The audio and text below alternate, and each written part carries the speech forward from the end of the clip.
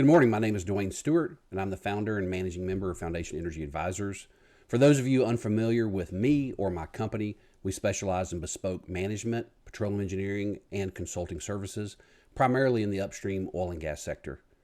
Self-serving plug aside, with respect to today's presentation, we're going to chat about how PHDwin helped avert a $100 million mistake. Now, before jumping to the presentation, I need to say on the record that all operator names, field names, well names, and numbers, as well as county names and API numbers, have been anonymized. What is not anonymized is actual historical production and the forecast built by my firm. My goal is not to criticize any particular seller, reserve consultant, or software package, but what I do want to demonstrate is how PHDwin is a powerful tool in helping my clients avoid costly mistakes. Now, with that introduction, let's jump into the presentation. By way of background, I started my career at Exxon in the mid-90s in this New Orleans production organization. As a fresh out of college engineer, Exxon sent me to its cryogenic gas plant group, and after several years, Exxon then transferred me to its reservoir engineering department.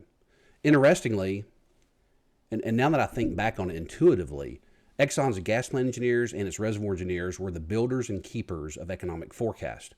Thus, I've been building upstream and midstream economic forecast for 3 decades. But it wasn't until I joined Netherlands Oil Associates in 2004 that I became familiar with how reserves and future net revenue played into oil and gas lending. And it was during my tenure in SAI and later at Brightburn as BBEP's corporate reserves manager that I stumbled upon this truism. The only thing worse than a good deal you lose is a bad deal you win. Unfortunately, our industry is littered with E&P corpses that a bad deal or a string of bad deals bankrupted. And if you stay in the M&A business long enough, you'll see this nugget firsthand. No one likes losing deals, I get it. But trust me when I say this, the only thing worse than a good deal you lose is a bad deal you win. So what does this mean? If you spend any time in a physical or virtual data room, you'll quickly run across disclaimers. And in fact, teasers and SIMs universally include verbiage along the lines of, as a precondition to review this document, the recipient acknowledges and agrees with the following. First, seller and its advisor expressly disclaim any and all liability and responsibility. Secondly, recipient will conduct its own independent evaluation and analysis. Thirdly, recipient will conduct its own due diligence, etc., etc., etc. In layman terms, if this acquisition fails, you have no one to blame but yourself. The seller and the seller's agent are saying caveat emptor, buyer beware. So how do we improve forecast integrity? Well, here are a few themes. First, be careful of mindless automation, for it often includes unrealized or undisclosed assumptions. Examples include, but are not limited to, allocated data for wells flowing into central tank batteries or common lease IDs. Only the data provider has access to those allocation algorithms. Moreover, beware of reported production in regulatory regimes that do not require operators to report production. For example, if you've ever had the pleasure of working in the Illinois Basin, you are already aware that neither the state of Illinois nor the state of Indiana report production of any form, whether it be oil, gas, or water. That means you are 100% relying upon the seller for oil, gas, and water volumes with very little ability to independently verify said volumes. Secondly, beware of overly simplified engineering and economic assumptions, for they often hide expensive pitfalls. Case in point, fixed variable expenses and fixed variable expense splits are pretty common. Offshore, it's quite common to see a 90% fixed expenses and 10% variable expenses. And when you move onshore, you flip-flop that, where most people assume 10% of your expenses are fixed and 90% are variable. Well, we're going to look at the fictitious El Cerdo Feo field here shortly, but I first need to point out that fixed expenses are sticky and they show up more often than you expect. In the case of the Cerdo Feo field, it's an onshore Gulf Coast strong water drive field that the seller and the seller's reserve consultant employed a typical 10% fixed, 90% variable because it's onshore. Unfortunately, strong water drive reservoirs and water flood assets, the oil will decline over time, but total fluids remains constant or nearly constant. So when the total fluids are constant or nearly constant, that means the horsepower to lift the fluid to the surface, and by extension, electricity or energy and chemicals used to keep those total fluids constant, are themselves fairly constant.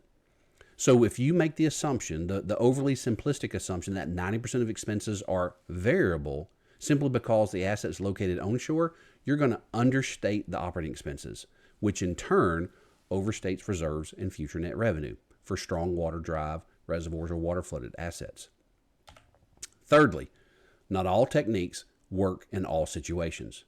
Now, an engineer needs to use the correct tool for the correct job. Now, we've heard the saying, when you're holding a hammer, every problem looks like a nail. Life is more than curve fitting, and auto-generated curves will always, and I mean always, give you an answer, even if that answer has zero basis in reality. Case in point, B factors of 1.5, 2, greater than 2, they are standard operating procedure for auto-generated curve fitting algorithms. Big B factors result in big reserves. Likewise, if you have a flat Marcellus or Haynesville shale period due to undergoing choke management early in the life of the well, that will also result in huge reserve estimates when AI or machine learning are used to generate them. So again, not all techniques work in all situations. And then lastly, there is no engineer button. Now, I'm certain this is debatable, but engineers add value. And good engineering is very cheap compared to a bad deal, as we are about to see. Now, I'm going to demonstrate building forecast for the El Cerdo Feo field. These are Gulf Coast Frio sands, in case you're wondering what type of formation it's being produced from. And I'm also going to demonstrate some boundary-dominated gas flow wells in the Villon-Cochon field, which is located in the Haynesville Shale. After walking through these examples in these fictitious fields, I'm going to demonstrate how PHDwin version 3 handles graphing and reporting. In case you've never used version 3, this will be a nice treat for you. And then lastly, we'll close out the discussion with some high-level comparisons and some parting thoughts. Now, so that the participants for PHDwin Week can see the version 3 software, the GUI, graphical usable interface, better, I'm going to turn off my camera for the next segment. All right, if you've never opened up PHDwin version 3, this is what you will see when you get there. This is the GUI or graphical user interface. It, I'll just admit, looks a little intimidating when you first open it up, but after you start spending any amount of time in it, it starts becoming more intuitive.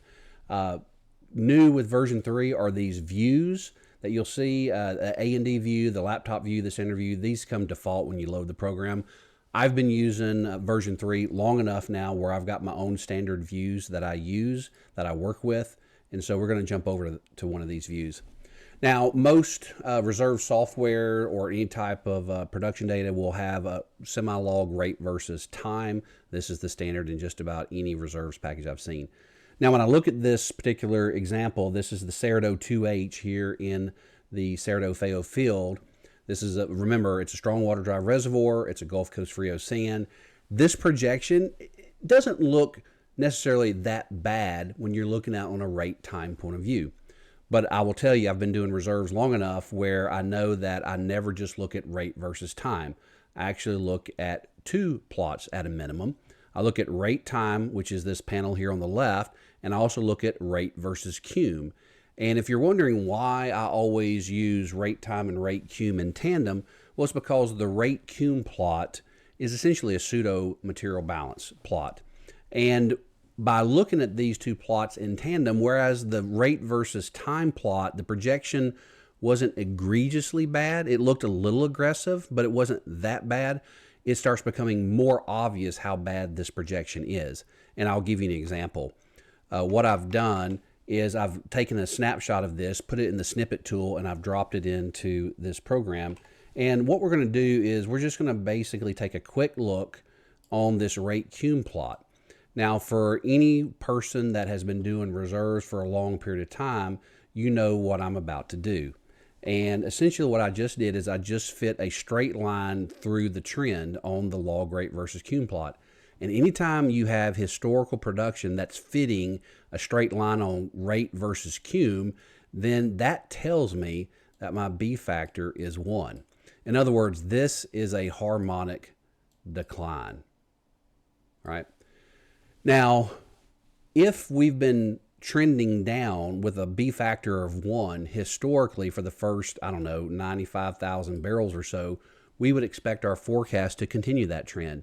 And the answer is, if we're expecting our forecast to continue that trend, this forecast that's actually in the sell side shop database is extremely suspicious.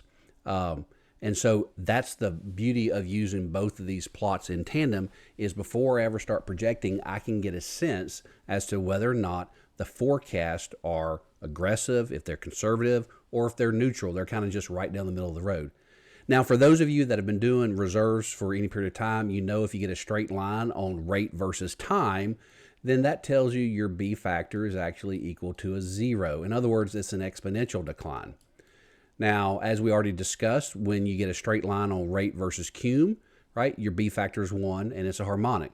But what do you do if you're on a log rate versus cum and you get concave down behavior, which, by the way, is the forecast that's out here existing from the sell side shop?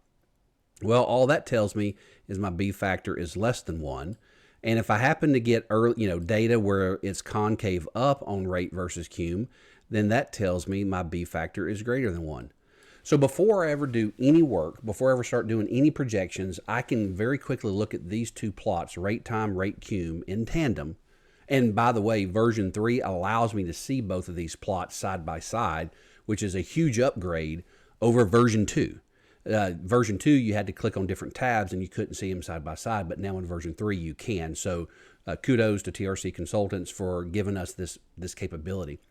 But when I use these two plots side by side, I can very quickly discern, is my hyperbolic exponent, my B factor, is it 0? Is it between 0 and 1? Is it 1? Or is it greater than 1?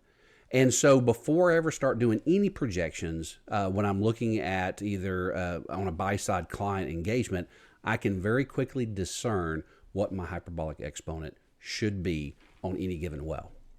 Now that I know that I'm expecting a hyperbolic exponent of 1, let's go put a projection on this well and let's see what we would estimate its reserves to be. So as we're over here, the one thing we know when we're dealing with high water cut, strong water drive reservoirs or water flood assets is that total fluids will remain fairly constant over time. And there's been a lot of SPE papers written about this, but once you get above a water-oil ratio of somewhere between 2 and 5, then basically fractional flow starts dominating the actual decline. And what we'll see is that the water-oil ratio versus cumulative oil becomes a straight line. It's logarithmic in nature. And so if we wanted to put a projection on here, let's just put a projection on here. Total fluids, let's add a projection. Let's just say it's linear with time. Let's just start this to be, I don't know, let's pick it 7, 15, 2020, 7/15/2023. Let's give it a projection of, I don't know, maybe 17. Let's just call it, I don't know, 10,000 barrels a month, no decline, and we're gonna hold this forecast, just hold it forecast for 50 years. And so it gave us a projection right here, and we'll see what's going to happen. So let's save that.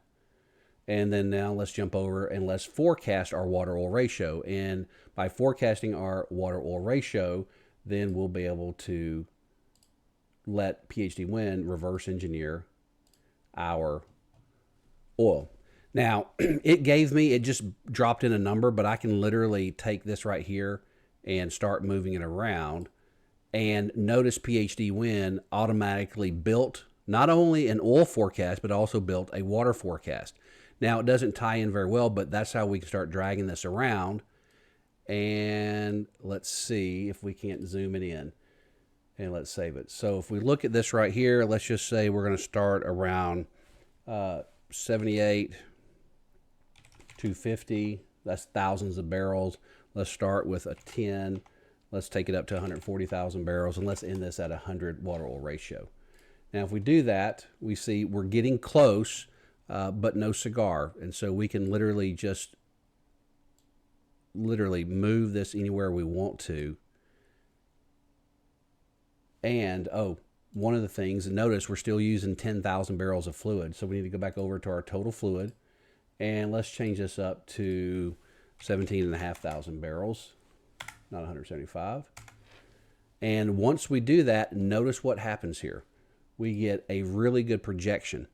It ties, and not only that, our forecast actually is lining up with the historical production. So this becomes much more obvious when you look at it on a rate versus cum plot. In fact, we're forecasting to about 140,000 barrels of EUR on our methodology versus the seller's methodology, which was forecasting out to about 225,000 barrels of oil. And so this is how you would go about forecasting on high water cut oil wells, whether they be a strong water drive or a water flood asset. And just for the record, the only difference between a strong water drive and a water flooded asset is who's supplying the energy. In a strong water drive, Mother Nature supplies the energy. In a water flooded asset, humans supply the energy. All we do is recycle water around and around and around. And so under this technique right here, we're very quickly able to discern what the proper forecast should be. And indeed, we were already suspicious of the sell side forecast for this particular well, and it's very obvious why that sell side forecast is indeed wrong. All right, now that we've projected a high water cut oil well, we're going to jump over and look at boundary dominated flow in a dry gas well. As I mentioned before, the Villon-Cochon field is a fictitious Haynesville shale field in Louisiana. And similar to the fictitious Cerro Feo field in Texas, we could use rate time and we could use rate cum for projecting the Cochon 2H. But PHDwin version 3 actually has some new features, which are essentially like an ARTA, or analytical rate transient analysis. If you've ever had the occasion to perform material balance time calculations, you can essentially replicate that now in PHDwin version 3.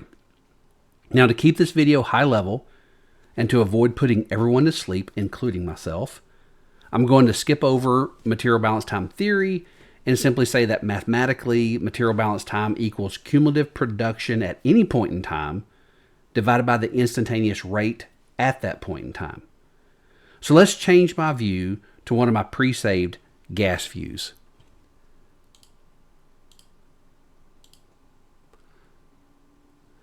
And this new view uses 3 graphs in lieu of only 2. And I'm going to go ahead and select the Cochon 2H.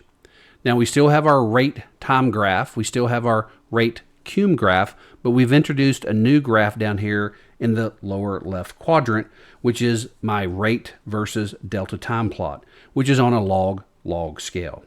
Now, by the way, delta time is simply the number of days since the start of production, or SOP, for this well.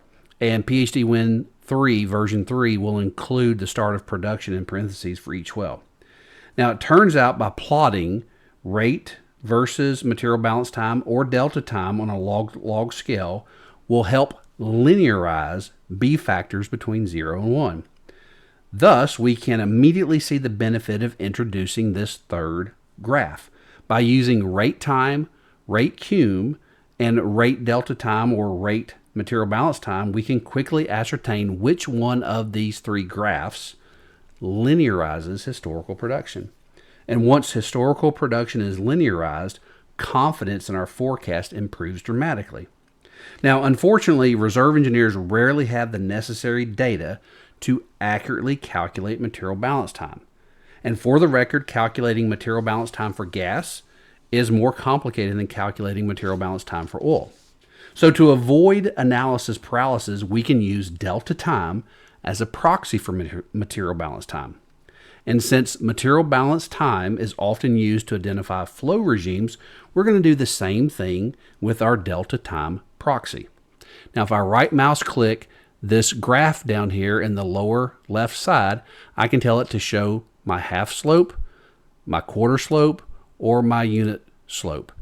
And if I grab that unit slope, I can drag it around until I overlay some level of production. I'm not going to worry about quarter slope in modern day completions because any type of fit on a quarter slope line is pure coincidence. That's generally driven by choke management or some sort of flowing wellhead pressure or flowing bottom hole pressure consideration. In modern completions, all flow is going to be towards the fracture face, and our hydraulic fractures are going to act infinite acting. Thus, the half slope is really going to be your infinite acting fracture, and this unit slope is what we're interested in for forecasting long-term reserves, because this is our proxy for some sort of boundary dominated flow or something that's controlling the long-term forecast. Now, once I have this projection laid in here, I can come up here to my rate time plot, and I can right mouse click it, and I can go to the indicator source, and I can tell it what type of indicator source am I using, delta time, material balance time, or none. And in this case, it's a delta time plot, so I'll make sure it's checked, and I can say show the unit slope flow regime region. And this unit slope down here from the delta time plot is automatically highlighted up here on rate time. Now, if I zoom in on this, I can see if I want to adjust it. And in this case, I don't want to grab that point right there that's flat. So I'll just drag it a little bit to exclude that point. I want to only go through the report date, and the reason why will be revealed in a little bit. But once I get this region right here, I will zoom out, and then all I will do is click on the acronym BDF, and PHDwin will automatically fit that data. Now, if I want to, I can tune this to say 400,000 a month. Let's just go ahead and make it a 73% decline. Most wells by this operator, overwhelming them, we're loading up about 7,500 per month. And PHDwin fit that data through there with a 0.51 hyperbolic exponent. Now, when we look at this, we can see, if we want to, how changing the hyperbolic exponent on this forecast would look. So let's just zoom in right through here, and let's see if we changed it from 0.51 to 0.6 to 0.7 to 0.8 to 0.9 to 1.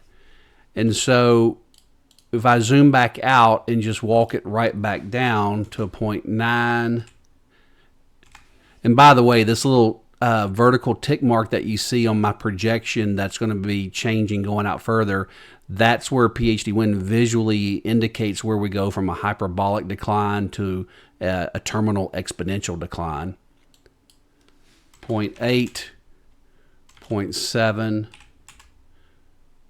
0.6, 0.51. And we very quickly realize that the 0.51 is indeed honoring all of the historical production data through this region that we picked. And that's our best forecast. Now, this forecast that was generated gives us about 11 BCF, a little over 11 BCF of reserves. The sell side forecast, if we look at our rate cum plot down here, they're forecasting 14 or a little over 14 BCF. That's a 3 BCF delta between the sell side and the buy side. And so when we apply this boundary dominated flow cutoff, we're excluding everything that occurred earlier than that, whether it be due to choke management, linear flow, bilinear flow regimes, anything that happened before this time period, we're excluding. And the reason for this is we're trying to identify the region that's controlling the production decline, if at all possible, to attempt to linearize it so that our forecast becomes more accurate. And this is our forecast we have on the Cochon 2H. This is a Haynesville shale well. Now, to determine what B factor the sell side shop used, all we need to do is go down here to the bottom, to the default projection qualifier. And if we look up at the top, we can see that the sell side shop was using a 1.25. And if all you use is rate versus time, you would not have caught on to the fact that the sell side shop was using an aggressive B factor. It would slip right through the cracks. Now, interestingly, this is the forecast that my firm made 6 months ago. and we only had production data through December of 2024. These last 4 or 5 data points that you see on this curve that were excluded from our forecast in this purple boundary dominated flow region, these data points were loaded this morning. We now have an additional 5 months of production data since we did this forecast, and we can see the sell side shop where their forecast was going versus where the data we had through December, PHDwin version 3, was already picking up on the concavity in this forecast, in this rate cum forecast down here, and so it projected down. And so we can see that the forecast that we use, that we auto-generate in PHDwin 3, matches the actual historical production data once we updated it. And so if you would have compared my forecast to the sell side shop forecast 6 months ago, you would think, oh my goodness, my firm's forecast is conservative. But it turns out when we use all the tools built into PHDwin, and we use all the production data on hand versus just the last 3 or 4 months of production data, right? Then we can see exactly how sell side shops create value for themselves. Remember, nearly all sell side shops are paid on a contingent fee basis. So that means they are incentivized to inflate reserves and PV10. Corporate reserve managers, buy-side engineers, public policy makers, we want the correct answer, not a pie-in-the-sky answer. So in summary, small changes in hyperbolic exponents result in large reserve differences. And the only way to determine which value is right is to accurately use all the tools and data correctly. Now, this is a fairly well-behaved Haynesville Shale producer because historical data aligns with the unit slope curve. But what would happen whenever you see production falling below a unit slope curve? Well, that's what the next example will show. So let me jump down here to the Coshawn 9H. Now, to save time, we've already indicated the boundary dominated flow region in the delta time and rate time plots. Now, if the term boundary dominated flow bothers you because of the fact that we're forecasting an unconventional shale well, feel free to change the acronym from boundary dominated flow to best decline fit. In any event, this well's curvature on the rate cum plot is even more pronounced than the last well we analyzed. And it's obvious that this well is on a concave down forecast on the rate cum plot, which that tells us, as we discussed earlier, concave down on rate versus cum means the B factor is less than 1. But notice the sell side shop. They've got a concave up. In other words, their forecast is not even honoring the historical trend. So when we look at the delta time plot, we see that the historical production is falling below the unit slope line, but it is still on a straight line. Now remember, a straight line on the semi-log rate time reveals B factors equal to 0. So if I have a straight line on rate versus time, it's the B factor 0. If I have a straight line on rate versus cum, it's a 1. But I can have a straight line that's falling below that linear slope, that unit slope curve, and it's telling me it's between 0 and 1.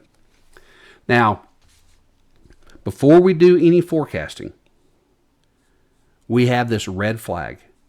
And this red flag is that the sell side shop B factor is not only wrong, it's way too high. And so just like the Coshawn 2H, this forecast was made 6 months ago. We only had production data through December. Notice the sell side shop, they tied their forecast 1, 2, 3. They actually tied their forecast to the last 4 months when they put their B factor of 1.25 on there. And the reason why is if you would have backed it up to this point and put a 1.25 factor out there, they would have already been missing their projection in just this time period here of about a year. And that's exactly what we're seeing, is that when we zoom in, we add another 4 or 5 months of data out here, and sure enough, there's actually a pretty big discrepancy between what actual production data is doing versus what the forecast is out here. And again, we only had data through December of 2024, so that was the forecast. This forecast was made through December of 2024, and we're just showing what the actual production has done since that time period. And so if you would have assumed that our firm's forecast was conservative at 2020, basically 6 months ago, you would now be looking back at the data and you'd be realizing we weren't conservative, we were spot on. It was the sell side shop's forecast that was overly aggressive. So in closing, using rate time, rate cum, and rate delta time graphs in tandem, in conjunction, means you can increase the accuracy of your forecast. Now, I've not seen this capability in any other software package on the market except for PHDwin version 3. So if your go-to reserve software spends all of its time in rate versus time graphs, I hope you're getting a 70% discount, because rate versus time is less than a third of the functionality available in PHDwin version 3. All right, now that we understand how to handle boundary-dominated flow and what the delta time plot helps us discern, let's now pivot and talk about reporting in PHDwin version 3. Now, to speed things up, I'm only going to select 4 wells. That's these 4 wells that have these bookmarks next to them already. And we're going to go up to the ribbon and we're going to select the Reports tab. Now, I'm just going to run the standard eco. We have a lot of choices that we could run through here, but let's just run standard eco. Once I pick the report I want, I click on the gear icon next to it. And then for the economics tab, I want it to run economics. I tell it how many years I want. I'm going to go 15. I tell if I want monthly data or not. And then we're going to select on this graphs. Now, once we click on the graphs, this is how we can get graphs to go with our economics instantaneously. And we want to make sure that it's selected. We can add as many graphs as we want, material balance time, delta time, rate versus cum, rate versus time. I'm going to get rid of that 4th graph. These are my standard defaults: rate time, rate cum, and then delta time. Just click save.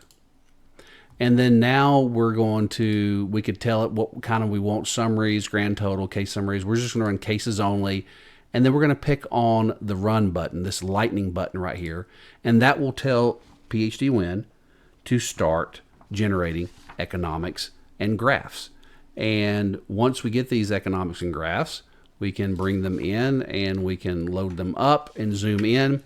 Now, the first thing you'll notice is that PHDwin version 3 looks a little different than version 2. And what's different about it is this gray bar effect. Now, if you are not a fan of the gray bar effect, that's not a problem. All you have to do is go up here into the Parameters tab, deselect gray bar, click Submit, and you'll immediately get a report that looks very similar to your Crystal reports that version 2 users are all familiar with. Now, I particularly like the gray bar effect, so I'm going to turn it back on and include it in my reports. Now, on the lower left-hand side, under the document map, if you expand it, you'll see a list of every well. I only picked 4, so that's only 4 we have. But these are hyperlinks, so we can jump to any particular well that we want to and very quickly go to it. But if we look at the Cerdo 2H and we page forward, we can see here is our rate time plot. Here is our rate cum plot, and we see that our rate cum projection that we have is lining up with our historical production versus the sell side shop. Now remember, in this particular example, the seller used an expense split of 10% fixed, 90% variable. Thus, as oil rate declines and heads towards 0, 90% of the operating expenses will also disappear. The lesson to remember in strong water dry reservoirs and water flooded assets is that total fluids remain essentially constant. And as a result, OPEX does not decline as one would normally think. And so once this fixed variable split of the operating expense was corrected, we see that not only do we get less reserves, but our economic limit occurs at a much higher rate. Now, as we go on to the next page, we see that there's a delta time plot in here. We didn't forecast delta time for the Cerdo 2H, but we could have. And so to demonstrate that, we just look at the Cerdo 3H. Here's the economics. Here is the rate time for the Cerdo 3H, and so we have this boundary dominated flow region highlighted in the Cerdo 3H. As we go through on rate cum, once again, we see another hockey stick by the sell side shop that's not honoring the historical trend. And if we look at what did the boundary dominated flow look like, we can see, even though we were using delta time, it's a very good proxy for material balance time, especially in low compressibility systems like oil systems. Now, as we move forward and we look at the Cochon 2H, here's its economics. Here's our boundary dominated flow highlighted region.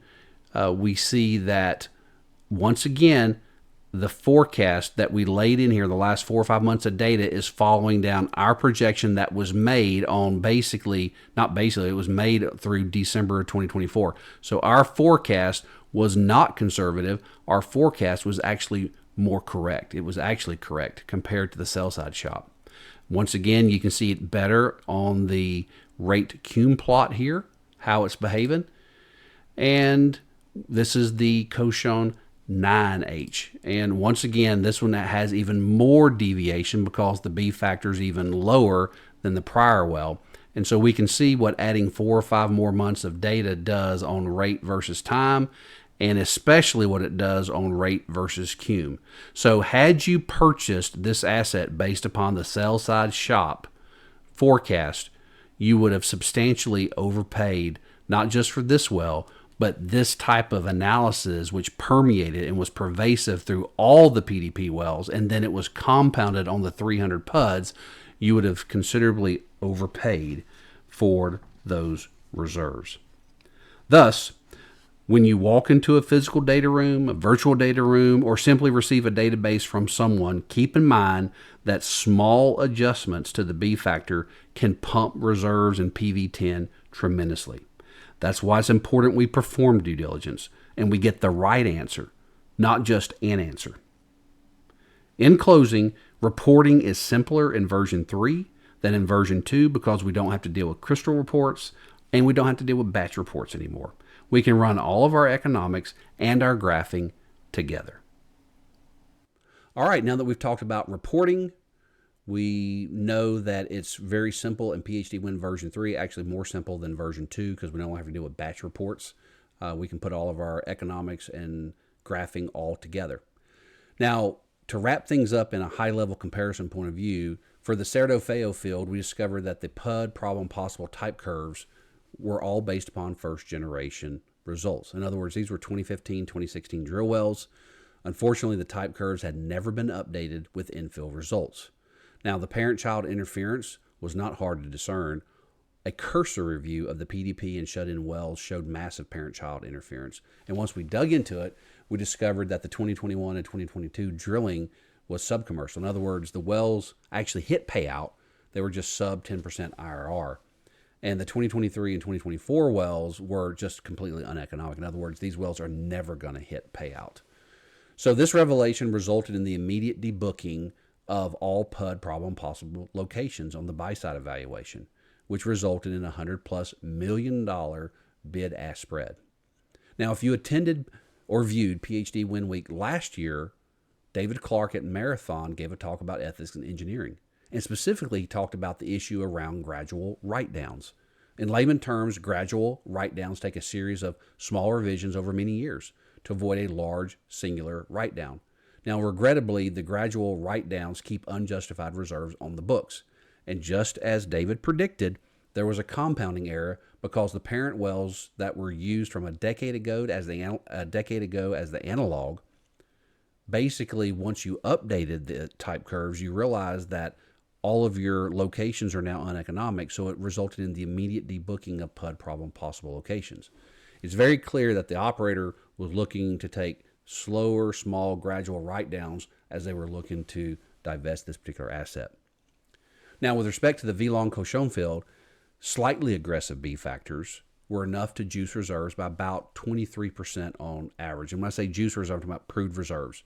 Now, ignoring the impact of PV10 on the PDP side, if we just simply look at the overall valuation effect on the 300 PUDs, we're talking about an aggregate delta of 1.4 TCF of proven reserves. So whereas we would estimate the proved undeveloped reserves to be 4.9 TCF, the seller was estimating 6.3 TCF. If a buyer were inclined to pay 10 to 20 cents per MCF in the ground for proven dry gas reserves, that translates into overpaying by $150 to $300 million. Now, could you make the argument of a slightly lower D minimum? Could you make the argument that maybe a slightly more aggressive B factor? Sure, you could. Just beware that as soon as you start doing that, you're very likely wrapping into what you're calling proved is actually a probable or possibly even a possible reserve. So, but from a proven reserve point of view, there was an overstatement of 1.4 TCF and nearly $300 million in the proven case. Now, I'm a little uncertain about the driving force, and if any of you have any thoughts, I would love to hear them. But a trend I've recently noticed is a few boutique banks and investment firms are now employing non-engineers to estimate reserves and future net revenue. Now, these individuals are certainly smart, otherwise they wouldn't be working for these firms, but they cannot certify a reserves forecast. And I'm a little bit confused as to what the respective investment committees are relying upon. Now, it appears that mindless automation, black box algorithms, and cloud computing have lulled our industry into the false sense of security that reserves and future net revenue is so easy that a caveman can do it. And so to wrap things up, one of my favorite Reddit quotes is, if you think it's expensive to hire a professional to do the job, wait until you hire an amateur. Reddit understood the long-term cost savings and benefits of hiring skilled professionals rather than relying upon less experienced individuals. Now, engineers add value, and good engineering, well, that's super cheap compared to a bad deal. So be careful of mindless automation. Remember, overly simplified engineering and economic assumptions often hide expensive pitfalls. Not all techniques work in all situations, and contrary to popular belief, there is no engineering button. Should you be inclined to dig deeper into the means, methodology, or theory on any of the topics discussed today, here are a few references. Whether it be the SBE papers dating back to the 1990s or the early 2000s, they're here on the top two choices. Dave Pasenda, the president of TRC Consultants, the makers of PHDwin, did an excellent talk on decline curve analysis for strong water drive reservoirs. That was done in just a few years ago in 2023. And then, as I mentioned, David Clark's presentation about ethics and forecasting of oil and gas reserves, that link is here for your reading pleasure as well. Now, if you feel like today's presentation added value and you'd like to reach out to me or my firm, here's how you can connect. You can find us on the internet, or you can drop us an email, give us a call, or connect via LinkedIn. And if none of these options are to your liking, guess what? All you got to do is reach out to PHDwin, and they will point you into our direction. So thank you for your time, and I look forward to connecting with you soon.